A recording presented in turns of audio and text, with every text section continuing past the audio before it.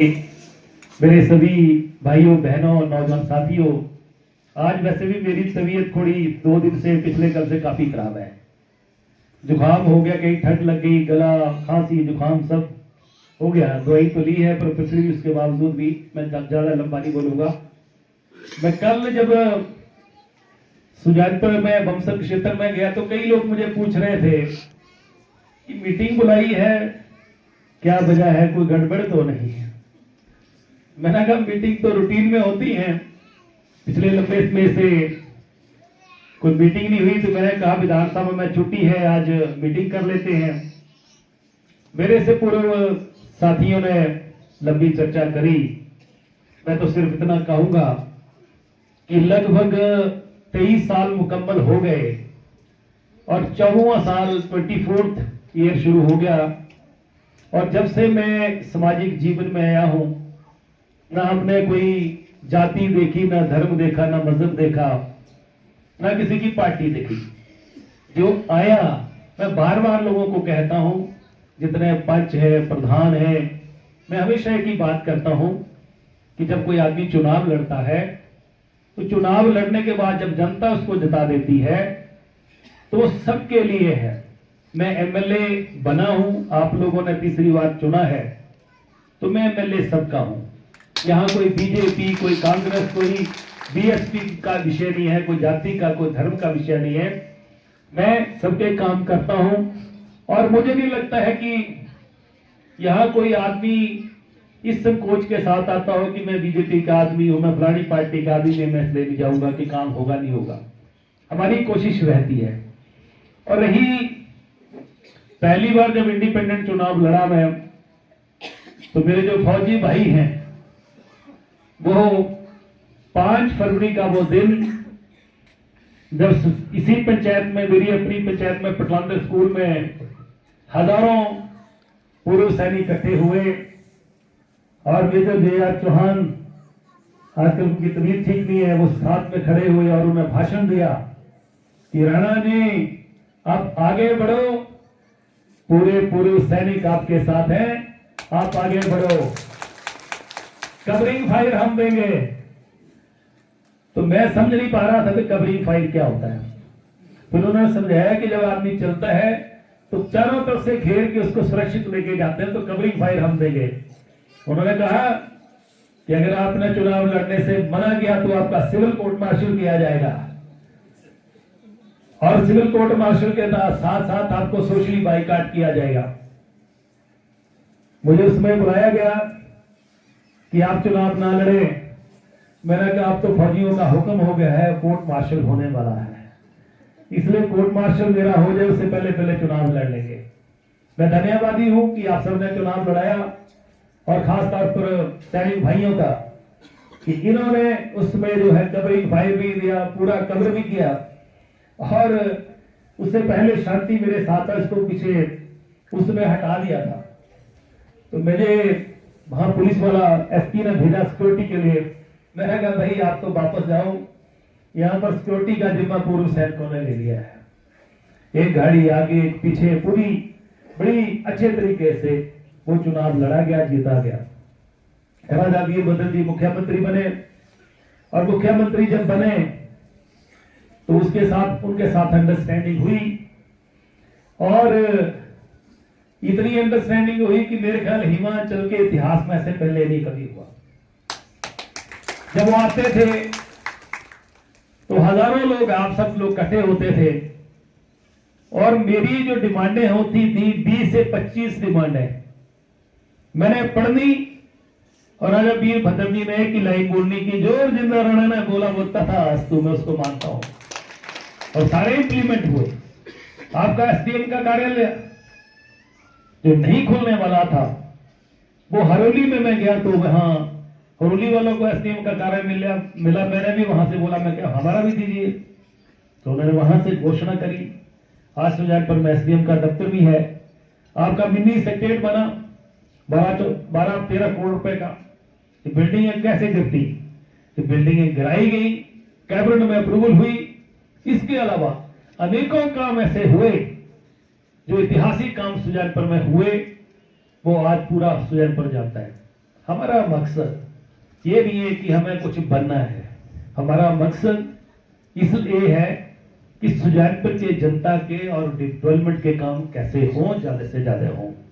और दूसरा, मेरे साथियों ने कहा कि पिछले 5 साल 2017 से लेकर 22 तक हमने डट के लड़ाई लड़ी।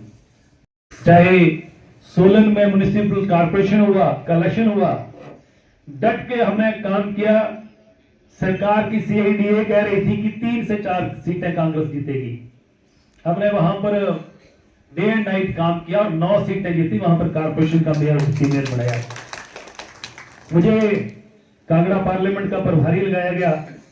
फतेहपुर में इलेक्शन हुआ और मैंने कहा कि वहां से भवानी पठानिया को टिकट दीजिए। टिकट दी गई, हम वहां बैठे। मैंने उसी तरीके से वो चुनाव लड़ाया जिस तरीके से मैं सुजानपुर में लड़ता हूं और वो सीट भी जीती। पूरे प्रदेश में माहौल खड़ा हुआ हमारा। जब ये 2022 का इलेक्शन आया तो मैंने सुजानपुर के अपने चुनाव लड़ने के साथ साथ 10 चुनाव क्षेत्रों में और जाके प्रचार किया। मकसद ये था कि सरकार बने। आज हमारे जो साथी चर्चा कर रहे हैं, ये सत्य है कि जब सरकार बननी थी तो 3 लोगों के नाम जो हैं वो मीडिया में भी चल रहे थे, चर्चा भी हो रही थी। मुकेश अग्निहोत्री जी का भी था, मेरा भी था।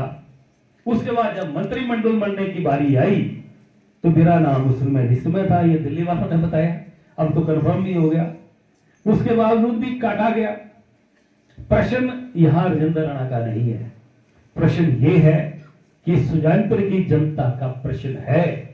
जिस जनता ने बड़े बड़े काम किए, प्रदेश की कांग्रेस सरकार को लाने के लिए काम किया, एक नया रास्ता अख्तियार किया, एक नया इतिहास रचा। ये मान सम्मान जनता को, राजेंद्र राणा को क्या फर्क पड़ता है? आज मंत्रियों को जो गाड़ियां मिल रही हैं वो गाड़ियां तो राजेंद्र राणा ने 2011 से रखी हुई हैं और जितने बड़े मंत्रियों को घर मिलते हैं उससे 10-10 गुना बड़े घर राजेंद्र राणा के पास आज से 20 साल पहले के हैं। ये सुख, ये सुविधाएं ये राजेंद्र राणा के ऊपर कोई प्रभाव नहीं डालती है। कोई आदमी, मैं सुजानपुर की बात नहीं कर रहा हूं, मैं हिमाचल की बात कर रहा हूं। राजा वीरभद्र की सरकार के समय हमने पूरे हिमाचल प्रदेश के लोगों के काम किए हैं। कोई आदमी हिमाचल प्रदेश में खड़ा कोई कह दे कि राजेंद्र राणा ने कभी किसी से चाय की कप्पू की डिमांड करी हो, कोई 1 रुपए का भी कोई बात करी हो गई, हमने तो उल्टा। मैंने राजा वीरभद्र जी को एक बार कहा, मेरा साहब मैं 40 चिट्ठियां भेजता हूं, 35 तो उसमें अप्रूव हो जाती हैं। तो आप मुख्यमंत्री हैं, आप पता करें कि राजेंद्र राणा कहीं किसी से कुछ लेता देता तो नहीं है, कोई चाय तो नहीं पी लेता है, कुछ करता है।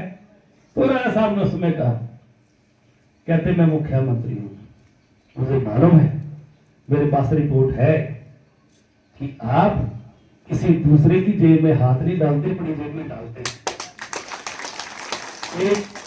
आज प्रश्न ये खड़ा है कि राजेंद्र राणा का मान सम्मान का प्रश्न नहीं है। ये जब आदमी को चुना जाता है डेमोक्रेसी में, जो लोग समर्थन देते हैं, चाहे नारे लगा के देते हैं, चाहे साथ चल के देते हैं, चाहे वोट देके डालते हैं, ये प्रश्न उनका है। एक आदमी एक विधायक बनता है तो वो 50-60 हजार जितना लोग वोट डालते हैं, उनको जो रिप्रेजेंट करता है, उसको जो सम्मान दिया जाता है वो वहां की जनता को दिया जाता है।